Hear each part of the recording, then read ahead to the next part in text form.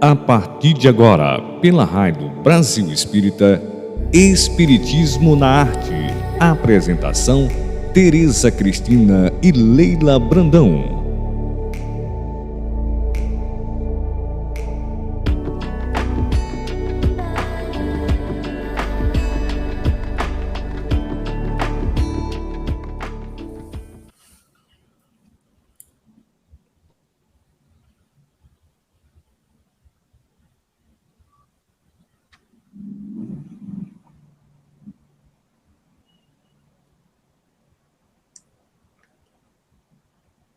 Olá, amigos queridos da Rádio e TV Brasil Espírita de Alagoas. Estamos dando continuidade aos nossos estudos, que é veiculado todas as terças-feiras, às 22 horas. Já estamos na 4ª temporada do Espiritismo na Arte. E no dia de hoje, nós estamos estudando o 22º capítulo do livro Roteiro. Nós estamos estudando o Espiritismo na Arte com Emmanuel, baseado no seu livro Roteiro. E fez nos lembrar, Tetê e Marquinhos, que são nossos parceiros de estudo, um estudo de Conan Doyle no livro História do Espiritismo, onde ele diz que no século XIX nós sofremos uma invasão organizada de espíritos. E essa invasão organizada de espíritos é que deu a Allan Kardec resposta àquelas 1019 perguntas formadoras do Livro dos Espíritos. Então, é muito interessante o espiritismo na atualidade, quando Emmanuel propõe o espiritismo na atualidade, que ele diz: o espiritismo nos tempos modernos é, sem dúvida, a revivescência do cristianismo em seus fundamentos mais simples. Fala aí, Marquinhos, o que você gostou neste texto de Emmanuel? Eu acho que o principal é essa relação, né, de que o que a gente está trazendo nessa nossa época agora é uma leitura atualizada dos nossos deveres, né, daquilo que Jesus trouxe para a gente lá no passado, e que os espíritos depois reforçaram quando Kardec codificou a doutrina para a gente, trouxe isso de uma maneira bastante mais clara, né, de uma linguagem mais próxima da que a gente pudesse entender, e a gente pôde evoluir nesse tempo todo, vir evoluindo nesse tempo todo, para que o nosso entendimento ficasse cada vez mais claro e a gente pudesse aprofundar nossos estudos, para que agora na modernidade a gente tivesse mais, ou uma parte desse grupo, tivesse mais preparado para poder trazer essa transparência de entendimento, né, daquilo que a gente quer passar da palavra de Jesus, da necessidade, das coisas que a gente precisa executar para evoluir espiritualmente e para trabalhar nesse mundo que a gente trabalha, que é o mundo de regeneração, mas que precisa também ser regenerado e depende muito da gente. Então, a atualidade, acho que a gente tem essa missão, né? A gente já tem mais capacidade de ter essa profundidade de conhecimento, com tanta coisa que os espíritos já trouxeram para a gente, e de uma maneira mais simples executar isso para que a palavra de Jesus seja expandida para outros locais. Acho que na atualidade, a gente está fazendo uma evolução digital, vamos dizer assim, a gente está saindo da máquina de escrever para o celular, a gente tem essa evolução aí de comunicação que permite hoje, e eu acho que o espiritismo vem passando por isso também. A gente evolui muito claramente, podendo abranger mais gente, alcançar mais gente. Um exemplo é isso que a gente está fazendo aqui agora, pegando um estudo, aprofundando esse estudo e para falar da palavra de Jesus. Então, acho que a nossa atualidade é isso, né? A gente está se adaptando à realidade com mais clareza e mais profundidade de conhecimento para poder ajudar que as pessoas evoluam espiritualmente. É isso mesmo, Tetê, você lembra que a gente estudou que o Espiritismo é a 3ª revelação, que a primeira revelação foi dada por Moisés, né? A segunda revelação, a segunda que foi Moisés. A primeira revelação de Deus aos homens foi Moisés. Peraí, vou começar, porque agora eu confundi. A primeira revelação de Deus aos homens foi através de Moisés. A segunda foi através de Jesus, que Jesus trouxe a Boa Nova, que a Boa Nova veio revolucionar o que Moisés havia naqueles 40 anos, né, carregando os judeus. Ele trouxe os 10 mandamentos, que é uma síntese de respeito, que os homens deveriam se respeitar mutuamente. Depois veio Jesus e trouxe a Boa Nova, que seria o amor, que nós aprendêssemos a nos amar. Não bastava só respeitar, era preciso trabalhar esse sentimento do amor. E a terceira revelação, que o Espiritismo foi chamado de terceira revelação, porque ele retirou o véu, né? Revelar quer dizer tirar o véu daqueles ensinamentos que nós ouvimos, mas que nós não entendemos. E aí, por isso que é chamada terceira revelação. A terceira revelação veio falar dessa dimensão espiritual que nós encobrimos ao longo do estudo do cristianismo, a gente encobriu essa possibilidade. Tanto é assim que os médiuns, ao longo desses milênios, eles foram, ao longo dos séculos, né, eles foram perseguidos, queimados e tal. E nesse texto, Tetê, o que você extraiu de interessante que gostaria de falar? Nesse texto, a gente vê bem como separar o joio do trigo, né? Com essa questão, queridos ouvintes da Rádio Brasil Espírita, aqui estamos nós.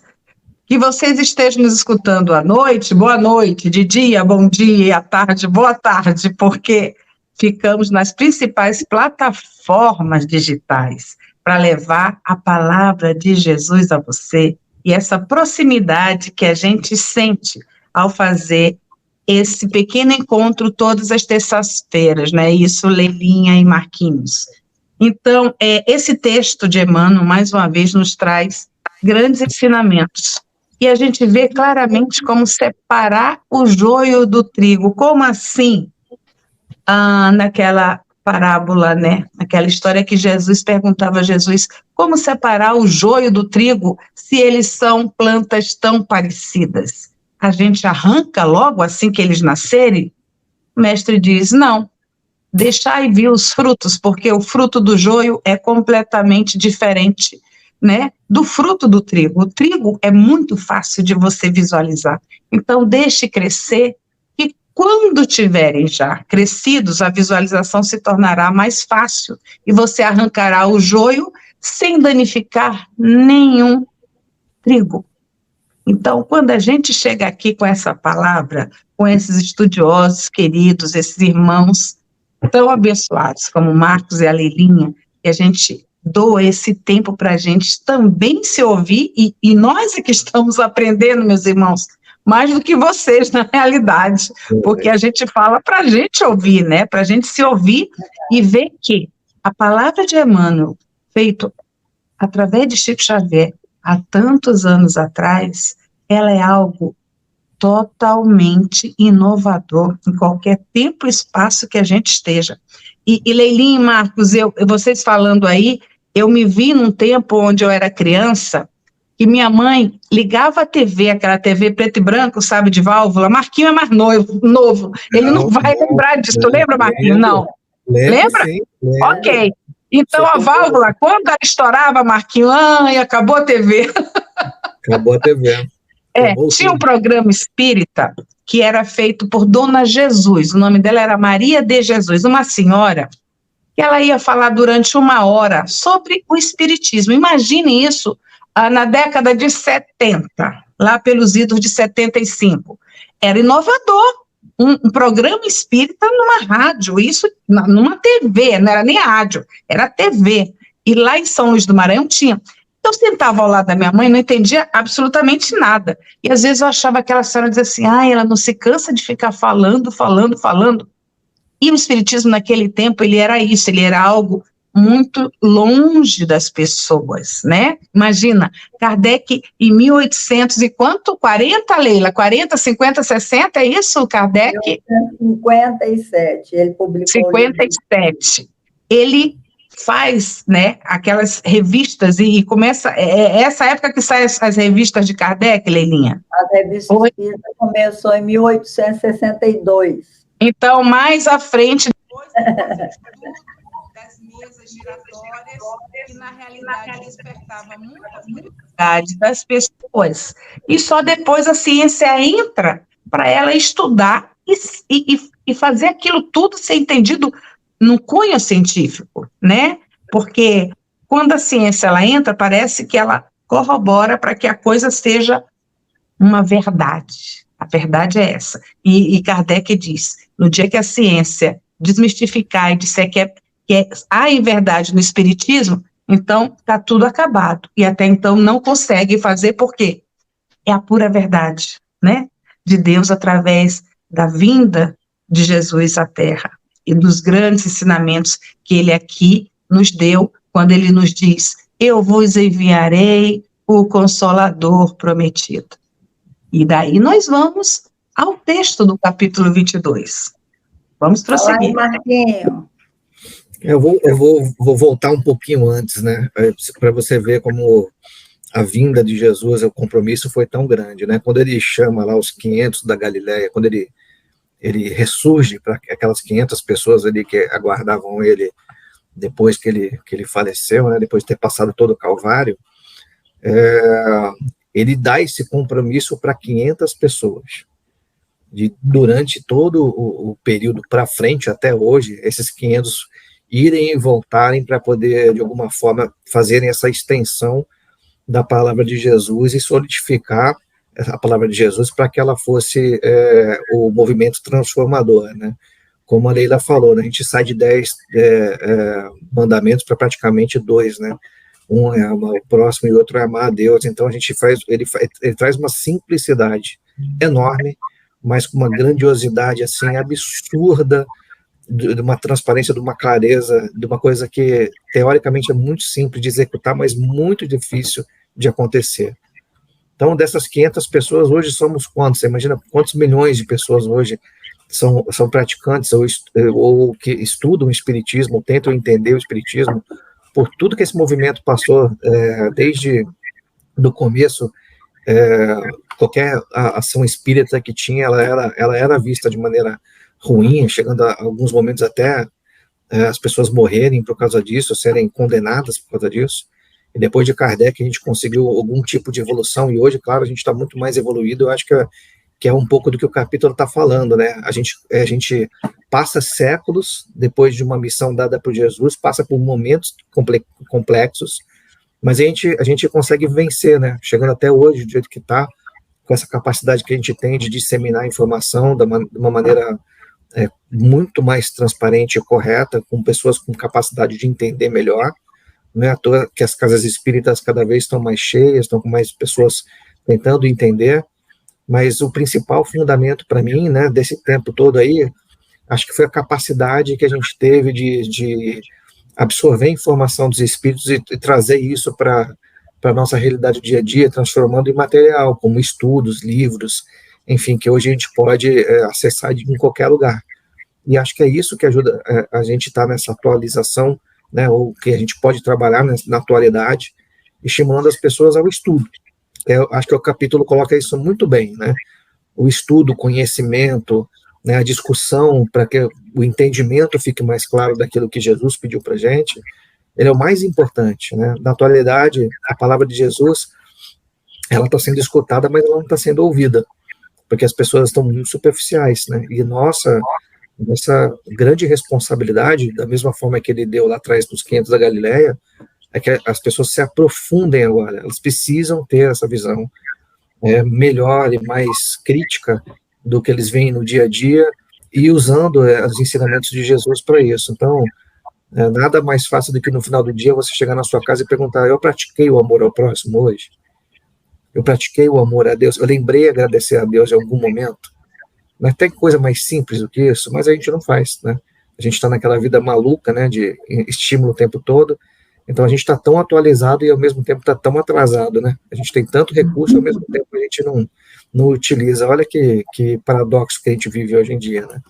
Tanta coisa para a gente poder viver, e a gente fica atrás de uma tela de telefone, às vezes esquecendo de contemplar a natureza, uma coisa que Deus passou milhares de anos desenhando minuciosamente, com toda a inteligência dele, toda a capacidade de fazer esse mundo maravilhoso que a gente vive, para que a gente pudesse realmente evoluir, e a gente está perdendo tempo, né? Então, assim, precisamos resgatar essa profundidade de conhecimento da palavra de Jesus, né? Acho que é isso que é... Apegados a esse mundo de ilusão, né, Marquinho? Tem um historiador americano, chama Arnold Toynbee, o nome dele. Ele escreveu vários livros sobre a história da humanidade. Então, ele diz que nós estamos num tempo que nós provocamos uma ruptura da nossa alma. As pessoas se esqueceram de que são espíritos em trânsito pela Terra. Nós somos espíritos encarnados em trânsito pela Terra. E a gente esquece porque ficamos apegados, como você falou, distraídos por esse mundo que é totalmente ilusório, né? E aqui, Emmanuel, ele destaca o campo da justiça, porque Jesus, meus irmãos, ele falou 48 parábolas. Dessas 48 parábolas, 13 foi sobre o reino dos céus. Então, ele falava, o reino dos céus se assemelha àquele homem que saiu a semear, o reino dos céus, etc. e tal.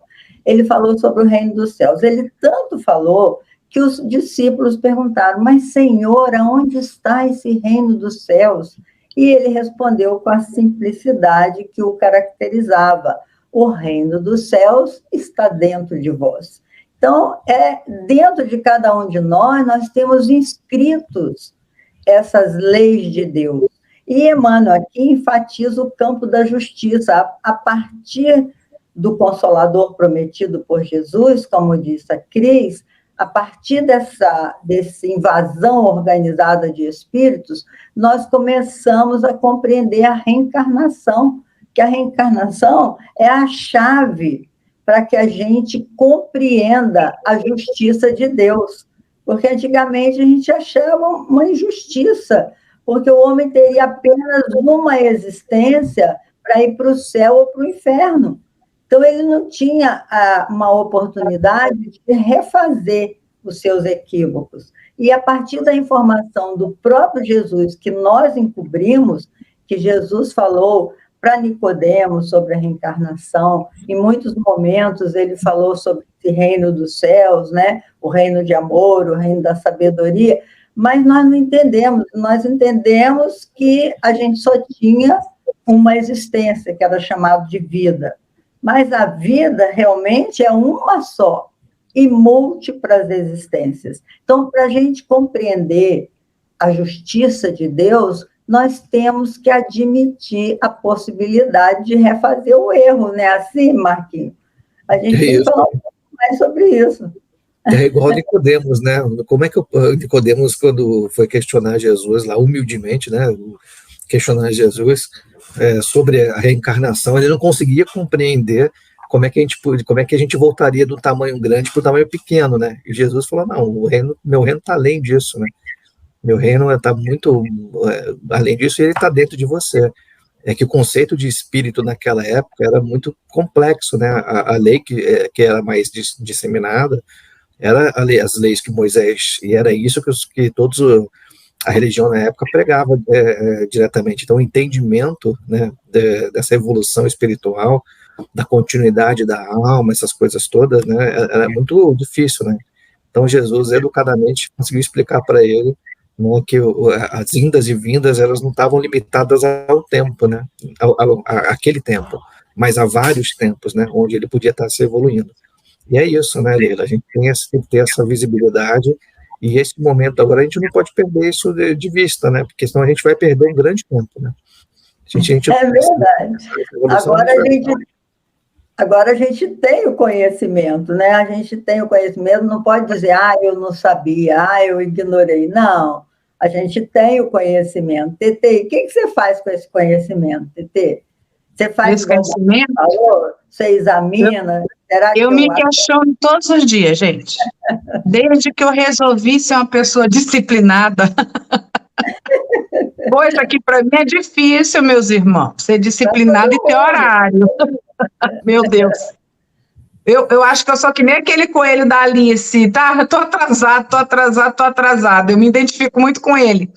Então, com esse conhecimento... Tetê. É tarde, tão tarde até que arde. Ai, é ele mesmo. Sou eu, minha filha, ele com o relógio o tempo todo. Eu não tiro o relógio do pulso. Então, nesses últimos 8 anos, que para mim é uma boa caminhada, estou engatinhando. Com esse conhecimento que eu tenho adquirido pouco a pouco, que não dá para você pegar e se encher de conhecimento e não fazer nada com ele. É melhor doses homeopáticas e você, com essas doses, você conseguir ir curando aquilo que te feria, aquilo que te magoava e aquilo que você transferia para os outros. O espiritismo, para mim, no momento, é uma dose homeopática de cura, tá? Cura em que sentido? Da minha melhoria moral, meus irmãos. É isso mesmo. Moral é desde o momento em que você não repassa uma fofoca, você não quer saber o que aconteceu ali, que você silencia, tá? Até o momento em que você diz assim, nossa, eu estou bem melhor assim do que semana passada. Então, o espiritismo para mim é vivificar esses ensinamentos de Jesus dentro de mim. E não me achar indigna de conversar com Deus, com Jesus, com meu anjo guardião, o meu espírito protetor.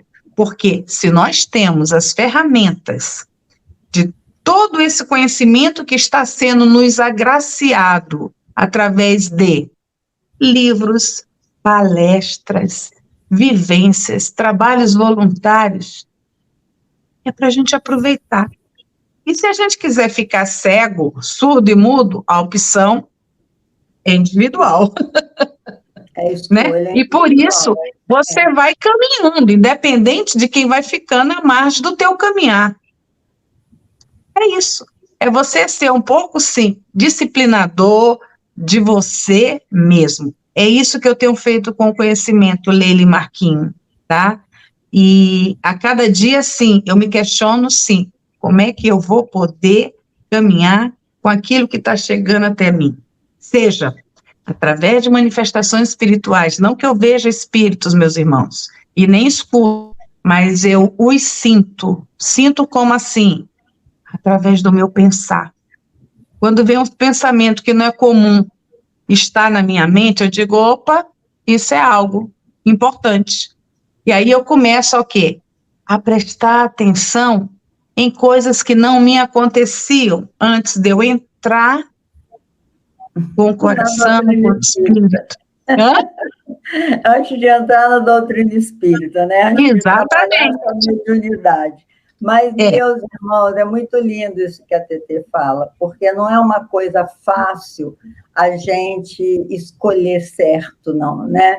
Nós estamos todo o tempo vigilantes para que a gente não repita os mesmos equívocos do passado. Como eu já tive a oportunidade de conhecer um pouco da minha trajetória evolutiva, eu compreendo hoje, como diz o Marquinho, é uma oportunidade única que a gente está tendo de fazer as escolhas certas agora, né, Marquinho? Fala um pouco muito dessa escolha que a gente tem que fazer, tem que optar diante de tantos estímulos, diante de tantos convites que a vida nos faz para que a gente volte ao homem velho, aquela pessoa antiga, que não tinha compromisso com o dever, com o pensamento correto. Fala um pouquinho aí. Eu acho que isso é o mais difícil na atualidade que a gente tem, né? De evitar de voltar a fazer aquilo que a gente tinha nos hábitos que nos desviam daquilo que Jesus espera que a gente faça aqui nessa terra. De novo, a gente está aqui para evoluir, né? Se a gente se prender às coisas da terra, aos estímulos da terra, tudo aquilo que é material, ou tudo aquilo que não leva a algum ganho de experiência, né? Até se a gente decidir se isolar e não conviver com os nossos irmãos, fugir de problema, são escolhas que a gente está fazendo que a gente não vai ter nenhum ganho, e assim, nosso espírito, a gente vai ter um retrabalho, né? A gente vai ficar com essa tarefa a executar. É muito melhor a gente tomar a decisão de fazer as escolhas, não as escolhas mais simples, mas as escolhas mais corretas, para que a gente, mesmo que elas sejam difíceis, para que a gente possa passar por esse caminho. A porta é estreita, né? A gente precisa fazer uma dieta no nosso espírito. Essa dieta, ela passa por uma questão de educação, e essa educação, ela vem da disciplina, e a disciplina parte de a gente ter um conhecimento. Então, se a gente tem o conhecimento, se a gente consegue ser disciplinado, a gente consegue seguir um caminho que ele não é simples, né? Até porque ele exige que a gente tenha regras a cumprir, mas ao mesmo tempo ele vai ajudar a gente a dar passos largos para outros tempos, né? Vai nos dar experiência para vivermos em outros locais de uma maneira melhor, né? Sem falar, a gente traz para próximo, né, dos locais que a gente passa uma energia extremamente positiva, que ela não beneficia só a gente, ela vai estar beneficiando ao próximo, ao irmão, ao inimigo, às vezes, que a gente precisa aprender a lidar de maneira correta. Então, como eu falei, são escolhas que a gente precisa fazer, que não são as mais simples que vão trazer para a nossa realidade. A gente pode até decidir fazer o mais simples, mas esse é o caminho longo, né? Esse é um caminho longo. É verdade, Marquinhos. Você falou uma coisa muito interessante aí, que hoje a gente precisa tomar consciência da questão energética, da energia. Porque hoje tudo é energia, né? Impressionante. Você chega num lugar, você sente a egrégora, é a palavra mágica, né, daquele lugar. As vibrações boas ou as vibrações equivocadas, a gente é uma troca de energia. Mas quando a gente se melhora, a gente melhora o nosso ambiente familiar também. E esse é um grande desafio hoje, porque a família parece que está tão desestruturada que as pessoas estão se machucando muito numa relação familiar. Então, quando a gente se melhora, a gente melhora essa egrégora familiar, a gente traz Jesus para dentro do nosso campo de ação. Então, o que Emmanuel fala aqui, em síntese, nessa lição 22, é que o Espiritismo é muito atual. Embora todos os fenômenos do espírito acontecem desde que o homem é homem, né, que a gente tem a possibilidade de conversar com os espíritos, mas hoje é muito atual a gente perceber já, a mediunidade já nos enseja a perceber a aproximação do bom espírito, daquele que está nos atormentando, trazendo ideias, relembrando caminhadas passadas, a gente fica lutando, né, com essas energias. Então, esse campo da energia é muito importante que a gente fale sobre isso com relação ao espiritismo, porque o espiritismo será o que os homens fizerem dele, como disse Allan Kardec. Que os espíritos chegaram, deram o seu recado, mas depende de cada um de nós, né? Então, nós estamos chegando aos nossos momentos finais. Eu gostaria de ouvir também um pouquinho mais a TT, um pouquinho mais o Marquinho, para a gente fechar esse estudo da página 22 do livro Roteiro, convidando os nossos irmãos para participarem conosco. Entra no chat, embora o programa seja tarde, pode entrar no chat, fazer a sua pergunta, ter a sua dúvida, né, TT? E a gente está aqui para colaborar com o crescimento, não só nosso, porque a gente está crescendo aqui, mas também de todos os nossos irmãos que nos acompanham. Quem quer falar? TT, Marquinhos? Eu vou só ler um trecho já da parte final desse capítulo, que toca bastante isso que a gente englobou aqui. Nova mentalidade surge na Terra. O coração educado aparece, por abençoada luz, nas sombras da vida. Meus irmãos, vamos abraçar a luz. É muito fácil, tá? Sintonizem-se na luz e pronto. Vai mudar tudo. Vai lá, Marquinho. É isso, não, canal. Sigam o caminho da luz, né? A gente sempre vê isso em tudo quanto é lugar. A gente tem que se espiritualizar e ser o mais transparente possível, buscando a claridade sempre, né? A claridade, ela é sempre benéfica. Então, se a gente puder ter conhecimento e seguir esse caminho, estaremos bem na nossa missão aqui na Terra.